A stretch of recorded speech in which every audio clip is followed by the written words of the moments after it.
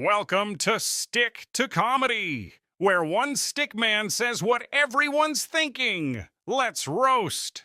Ladies and gentlemen, Victoria Posh Spice Beckham, the woman who turned mediocrity into a brand and somehow convinced us all it was luxury. Let's start with her singing career. Victoria was in the biggest girl group of the 90s and still managed to be the least talented member. She was Posh Spice, which is basically code for stands there looking expensive while others do the work. Her solo album cost more to make than most Hollywood movies and sold fewer copies than a church raffle. 54,000 copies. That's not a music career, that's a very expensive karaoke session. She recorded 2 follow-up albums that were so bad, her record label went bankrupt rather than release them. Imagine being so tone-deaf that bankruptcy becomes the better option. Even her own label said, "You know what? We'd rather close the business than let people hear this."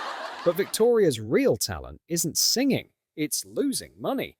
Her fashion brand has been hemorrhaging cash for 17 years. 17 years? She was tens of millions in the red and nearly lost everything. The company spent £70,000 annually on office plants. Office plants? They had a £15,000 plant watering service. At this point, the plants were more profitable than the clothes. They shipped chairs internationally and had 15 different jacket linings because apparently Victoria confused running a business with playing dress-up dollhouse. Poor David had to keep bailing her out with his own money until even he couldn't afford her delusions of grandeur. That's when you know it's bad, when a multi-millionaire footballer says, "Honey, maybe tone down the plant budget." Now let's talk about her face. Victoria denies having plastic surgery with the same conviction she denied her albums were terrible. It's just clever contouring. Really, Victoria? Your nose has had more transformations than a transformer. We've watched that thing shrink over 20 years like it's on a diet. She posts contouring tutorials trying to prove it's makeup, but the only thing she's proving is that we have eyes. She can't even smile anymore. She admits she puts up a guard when cameras appear and looks miserable on red carpets. Victoria, you're supposed to be selling fashion and luxury, not depression and Botox regret. You look like you're attending your own funeral at every event.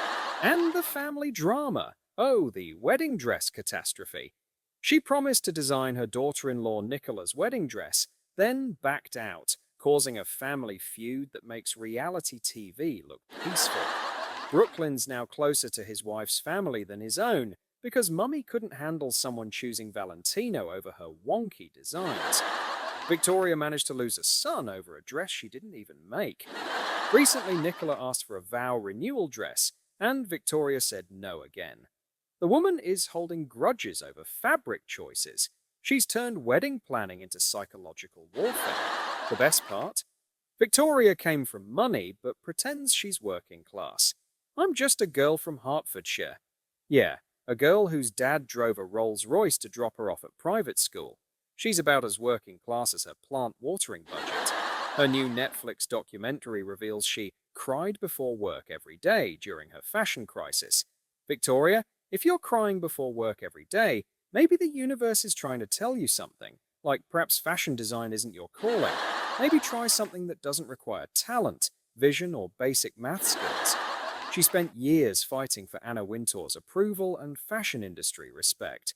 Anna Wintour, the woman who makes ice cubes look warm and fuzzy, had to be convinced that Victoria wasn't just another celebrity playing dress-up.